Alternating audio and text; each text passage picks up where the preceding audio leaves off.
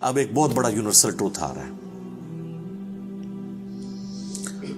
سورہ النساء کی آیت نمبر 78 میں، اینما تکونو، تم جہاں کہیں پر بھی ہو، یدرکم الموت، موت تمہیں آ کر رہے گی. وَلَوْ كُنْتُمْ فِي بُرُوجٍ مُشَيَّدَةٍ، چاہے تم اپنے آپ کو مضبوط قلعوں میں بھی بند کر لو نا، موت وہاں بھی تمہیں آ جائے گی. موت سے کوئی بھاگ نہیں سکتا.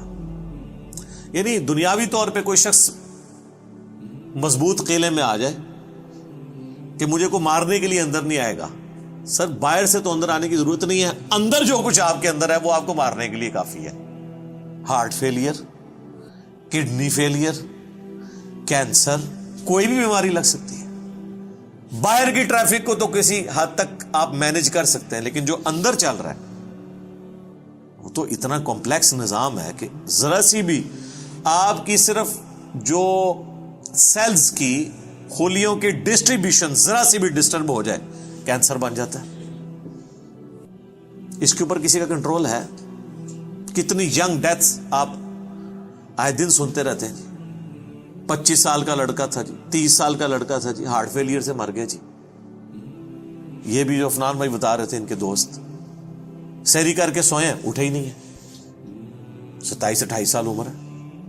تو وہ اللہ تعالیٰ نے ہر شخص کو جو ٹائم دیا ہے وہ، لہذا جس طرح اللہ کو ایک ماننا ضروری ہے نا، اور اس میں کوئی شک نہیں ہے ایک ایمان والے شخص کے لیے، اس طرح بالکل اس طرح یہ ماننا ضروری ہے کہ جو رات باہر ہے قبر کی وہ اندر نہیں ہے، اور جو اندر ہے وہ باہر نہیں ہو سکتی. ایک لمحے، قرآن میں کئی جگہ یہ ٹاپک ہے کہ جب موت آئے گی ایک لمحے نہ آگے ہوگی نہ پیچھے. پھر سورہ آل عمران کے کانٹیکسٹ میں تو اللہ تعالیٰ نے یہاں تک فرمایا، جب منافقین نے کہا نا کہ ہم نے اپنے بھائیوں سے کہا تھا کہ غزوہ احد میں نہ جاؤ، نہ یہ جاتے اور نہ یہ قتل ہوتے، تو اللہ تعالیٰ نے فرمایا اس طریقے سے کوئی موت ٹال سکتا ہے؟ تم لوگ بھی جو اپنے گھروں میں بیٹھے ہوئے ہو نا، اور تمہاری جان بخشی ہو گئی ہے، تم یہ سمجھ رہے ہو کہ قتال میں نہ جانے کی وجہ سے تم بچ گئے ہو. اگر تمہاری موت بھی اللہ نے مقدر کی ہوتی تو تم خود بخود اپنی مقتل گاہوں کی طرف کھینچے چلے آتے. اور اس کو سپورٹیو حدیث ہے صحیح مسلم کی، نبی علیہ السلام نے غزوہ بدر سے ایک دن پہلے زمین پہ لکیریں کھینچی تھی.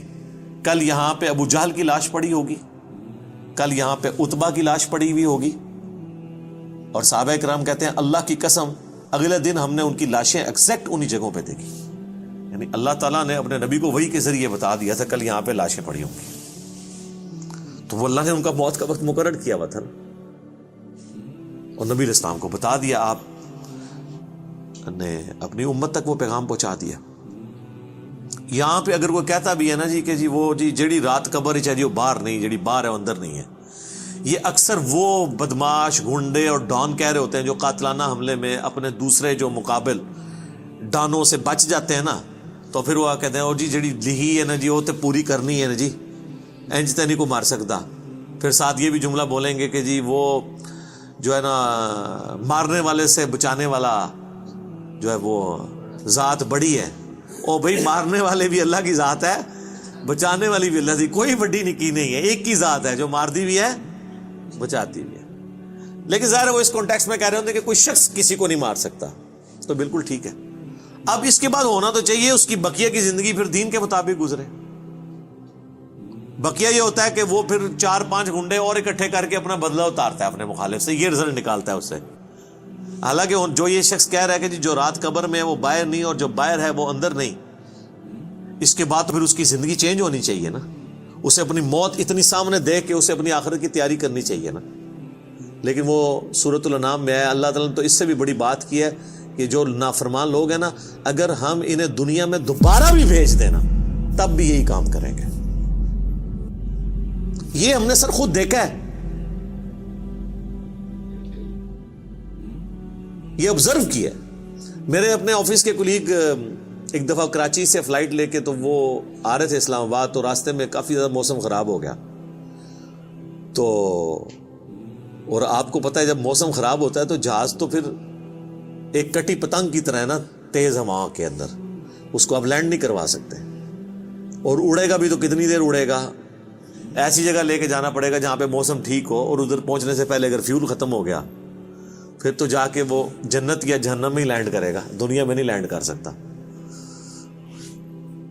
تو وہ کہتے ہیں کہ جی بس جو لینڈنگ سے تھوڑی دیر پہلے ہی موسم خراب ہو گیا تو وہ پھر جہاز دوبارہ اٹھا لیا اس نے, پائلٹ نے, لیکن وہ جہاز قابو میں نہیں آ رہا تھا. اور آپ کو پتا ہے وہ پھر اچانک جو ہے نا کافی زیادہ گہرائی پہ وہ نیچے آتا ہے جہاز, یعنی ہوا میں اگر وہ سپوز تقریباً یہ 747 تو 10 کلومیٹر ہائٹ تک اڑتا ہے, تو وہ ایک کلومیٹر ایک سیکنڈ میں ایک دم نیچے آتا ہے. وہ جب ایک دم نیچے آتا ہے نا تو وہ ظاہر ہے کہ اگر آپ نے سیٹ بیلٹ نہیں باندھی ہوئی تو آپ جا کے تو جہاز کی چھت سے جا کے لگیں گے, تو وہ بیلٹ پہلے بندھوا لیتے ہیں. اور پھر وہ اتنی زور سے کانپتا ہے, یہ تو میں نے خود بھی چائنا کی فلائٹ میں ایئر پاکٹس آتی ہیں پاکستان سے چائنا جاتے ہوئے, اتنی زور سے کانپتا ہے وہ جہاز کہ لگتا ہے کہ وہ یہ ابھی ٹوٹ جائے گا, ٹکڑے ٹکڑے ہو جائے گا. کیونکہ وہ ویسے تو انہوں نے ظاہر ہے وہ ہمارے علماء کرام نے تو نہیں بنایا ہوا کہ نہ خالص ہو, وہ یعنی بڑا صحیح ڈیزائن کیا ہوتا ہے انجینئرز نے, اور اس کے اندر پوری ایک شاک ابزارو کرنے کی صلاحیت ہوتی ہے. وہ ہلتا بھی رہنا, وہ ٹوٹتا نہیں ہے, اس میں کافی ٹرسز لگا کے لچک موجود ہوتی ہے. بہرحال پھر بھی جو بندہ اندر بیٹھا ہوا ہے اس کو تو یہ سارے لوگ تو سائنسدان تو نہیں بیٹھے ہوتے, اور لگتا ہے کہ جناب ابھی جان گئی کہ, تو وہ جناب وہ کہتے ہیں کہ جی یعنی اس طرح لوگ کلمے پڑھ رہے تھے اور جناب چیخو پکار استغفر اللہ, جیسے کہ ابھی اگر اللہ نے ان کو دوبارہ بھی دنیا میں بھیج دیا, کیونکہ اب تو ان کے آخری وقت ہی قریب آیا ہوا تھا نا, وہ انہوں نے تو یہ کنکلوڈ کر لیا, تو یہ اب جاتے ہی جو ہے نا ادھر سے مطلب سیدھا گھر نہیں جائیں گے, یہ مسجد میں جا کے پہلے وہ سنت والے 2 نفل پڑھیں گے جو سفر سے واپسی میں پڑھے جاتے ہیں. اور جتنی بے پردہ عورتیں اتریں گی یہ اتر کے اب جا کے پردہ, یعنی وہ بلکہ یہ جہاز میں بیٹھی ہوں گی اور موبائل پہ کہیں گی کہ جی برقع جو ہے خرید کے لے کے آؤ, ادو تک میں لینا ہی نہیں جہاز تو جدو تک کہ منو کو برقع نہیں دے گا, ٹھیک ہے نا جی. اور جو ہے نا وہ نماز کا ٹائم ہوا ہے تو وہ جہاز میں پہلے نماز پڑھیں گے تب نیچے اتریں گے, لیکن ایسا کوئی نہیں ہوتا. اس ٹائم چیخیں ہوتی ہیں اور لگتا ہے کہ جناب گئے کہ گئے. تو وہ کہتے ہیں خیر وہ سٹیبل ہوا, وہ سیالکوٹ لے گئے اس جہاز کو, تو وہ جب اتارا تو جناب اب لوگ چیخو پکار کر رہے ہیں جی ہمیں جہاز سے باہر نکالیں, لیکن جہاز کا تو اصول ہے, وہ کہتے ہیں نہیں جی جدھر کی سواری ہے وہی اتاریں گے, تھوڑی دیر ریسٹ کریں گے, جب موسم ٹھیک ہو تو دوبارہ اڑیں گے. اب جو موت سامنے دیکھ کے ایک مرتبہ لینڈ کیا ہو, وہ کہتا ہے جی جناب تو وہ بتا رہے تھے کہ جہاز میں جناب انہوں نے منتیں کی. اب لاہور کی سواریاں تھیں جو وہ بھی کہہ رہی ہیں کہ جی آپ ہمیں یہاں پہ ہی اتار دیں, اسلام آباد پشاور کی سواریاں بھی تھی, وہ کہہ رہی تھی سیالکوٹ سے جناب ہم, کئی لوگوں نے کہا اسی پیدل چلے جائیں گے جناب, سانو لاؤ ہوئے تھے جہاز تو لاؤ تلے, ٹھیک ہے. تو وہ لیکن ان کا ایک اصول ہوتا ہے, وہ انہوں نے یہ چیک کیا کہ بھی جو سیالکوٹ کے یا قریبی علاقوں ان کو تو اجازت دے دی, لیکن دور والوں کو کہا نہیں جناب آپ کو چھوڑ کے, وہ کہتے ہیں جناب مہربانی کرو سانو چھوڑ کے نہ ہو. تو اس طرح موت کا یعنی روب طاری ہوا ہوتا ہے. تو یہ یعنی بات کرنا آسان ہے, جب موت سامنے آتی ہے نا بڑے بڑے لوگ, اور یہ سورۃ النام میں جو اللہ تعالیٰ نے فرمایا نا کہ ہم انہیں دنیا میں دوبارہ بھیج دیں یہی کام کریں گے, تو یہ کرنا شروع ہو جاتے ہیں نا. میں خود اسلام آباد میں پشاور موڑ جو ہے نا G8 مرکز, اسے پشاور موڑ بھی کہتے ہیں, جس طرح G9 مرکز اسلام آباد میں اسے کراچی کمپنی کہتے ہیں. تو ادھر میں ایک دفعہ ایک ٹیکسی میں نے لی, تو وہ ٹیکسی والے سے میری ڈسکشن شروع ہوئی, تو وہ کہنے لگا جی مجھے تو اللہ تعالیٰ نے نئی زندگی دی ہے. کہتا ہے جی میں ادھر ہی کھڑا ہوا تھا تو پیچھے سے ایک بڑا ٹریلا آ کے چڑھ گیا. یہ ٹریلے آپ کو پتا ہے کس سپیڈ پہ چل رہے ہوتے ہیں, یہ بڑے بڑے جو وہ ڈیمپرز, جن کو ڈیمپر کہتے ہیں. اور کہتا ہے جی میں تو گھر والے بھی آ کے بس سارے رشتہ دار کے کر کے مل کے جا رہے تھے. شفا انٹرنیشنل میں وہ کئی ہفتے تک وینٹیلیٹر کے اوپر رہا. وینٹیلیٹر پہ اس طرح کے جو لوگ ہیں بہت کم ہی ہوتا ہے کہ واپس آئیں. پھر آہستہ آہستہ ریکوری ہو گئی, یعنی وہ تو موت کے منہ سے بلکہ نئی زندگی لے کے واپس آیا. تو میں نے اس سے پہلا سوال یہ کیا کہ اب تم مطلب زندگی کیسے گزار رہے ہو, نماز پڑھتے ہو, مسلمان ہو؟ کہتے جی ٹائم لگ جاتے پڑھ لیتی ہے. تو میں نے کہا صدق اللہ العظیم, اللہ نے سچ فرمایا, اگر ہم انہیں دنیا میں دوبارہ بھی بھیج دینا پھر یہ وہی کام کریں گے جو یہ کرتے رہے. تو اتنا قریب سے بھی موت کو دیکھ کر لوگ جو ہے نا وہ پھر بھی یہ باز نہیں آتے اپنے حرکتوں سے. موت بہت بڑی حقیقت ہے. کاش اس پہ ہمارا ایمان بھی اس لیول کا ہو تو پھر انسان کا قبلہ درست رہتا ہے. آپ دیکھیں سورہ البقرہ کے سٹارٹ میں اللہ تعالیٰ نے جو ذکر کیا ہے اہل ایمان کا, اس میں کیا فرمایا؟ والذین یؤمنون بما انزل الیک, وہ ایمان لاتے ہیں جو اے نبی تمہاری طرف نازل ہوا, وما انزل من قبلک, اور جو نازل ہوا تم سے پہلے, اس پہ ایمان رکھتے ہیں. وبالآخرۃ ہم یوقنون, اور آخرت پہ یقین رکھتے ہیں. آخرت کے لیے ایمان کا لفظ بھی کافی نہیں, اللہ نے سمجھا یقین, کیونکہ قبلہ تبھی درست ہوتا ہے جب انسان کو یہ پتا ہو کہ میں نے مر کے کسی کے حضور اکاؤنٹیبل ہونا ہے, جواب دہ ہونا ہے. آج یہ جتنے لوگ کہتے ہیں نا جی جو قبر سے باہر رات ہے وہ اندر نہیں, جو اندر ہے وہ باہر نہیں ہے, یہ صرف ان کی منہ شگافی ہیں. واقعی اگر ان کا یقین ہو تو آرام خوریاں کر رہے ہوں, لوگوں کا مال لاحق طریقے سے ہڑپ کر رہے ہوں, اللہ تعالیٰ کے حقوق کو پامال کر رہے ہوں, ماں باپ کے ساتھ بے سلوکی والا معاملہ کر رہے ہوں, بیوی بچوں پہ ظلم کر رہے ہوں, بہن بھائیوں کی جائیداد دبا رہے ہوں, معاشرے کے لیے ناسور بنے ہوئے ہوں, ایسے لوگ نہیں, پھر تو ان کو بالکل سیدھا ہو جانا چاہیے. تو بات کہاں سے شروع ہوئی تھی کہ اللہ تعالیٰ فرما رہا ہے کہ تم اپنے آپ کو مضبوط قلعوں میں بھی بند کر لو نا, تب بھی موت تمہیں آ کر رہنی ہے. موت کو کوئی ٹال نہیں سکتا, کیونکہ موت تو اللہ تعالیٰ نے بھیجنی ہے. اللہ کے پاس تو کروڑوں آپشنز ہیں. ایگزٹس تو ہر شخص کا اس دنیا سے لکھا ہے, خواہ ایئر کریش میں ہو, چاہے ہارٹ فیلئر سے ہو, خواہ کسی شیر کے پیٹ میں جا کے ہو,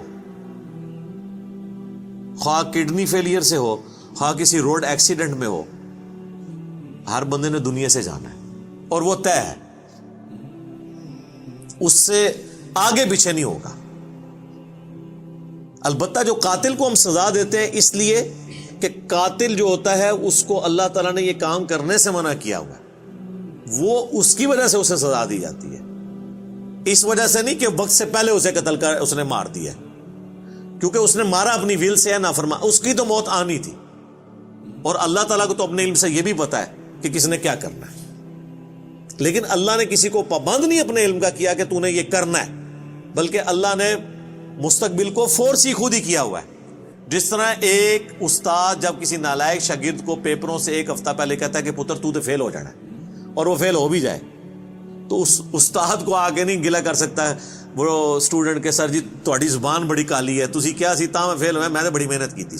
نہیں, تو اللہ تعالیٰ کو تو ڈیوائن علم بڑا کامل ہے, وہ مستقبل کے بارے میں فورس ہی کرتا ہے.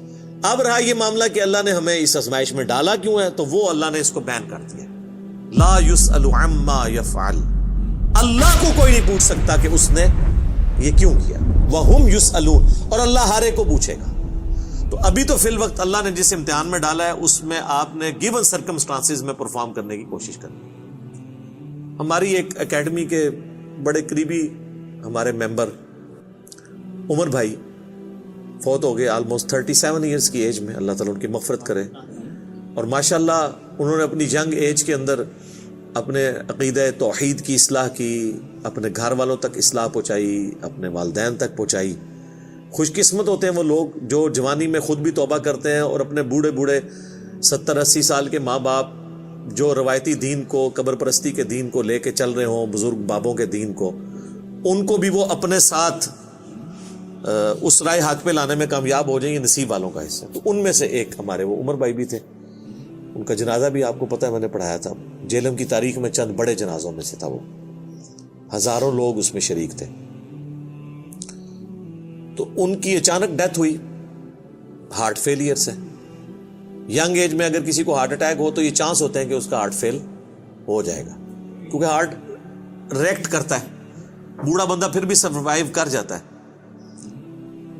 تو مجھے صحیح طرح یاد ہے کہ وہ ان کا ہارٹ فیل ہونے سے کچھ عرصہ پہلے کی بات ہے, 2017 میں جب میرے پہ پہلی دفعہ مرڈر اٹیمپٹ ہوئی 28 اکتوبر کو, اور اس میں میرا کافی خون بھی ضائع ہوا, کافی زیادہ زخم آیا, آپ لوگوں کو پتہ ہے. تو اس کے بعد میں عمر بھائی کے پاس ایک دفعہ گیا, ان کے شاپ پہ, ان کی فرنیچر کا بہت بڑا کاروبار ہے جیلم میں.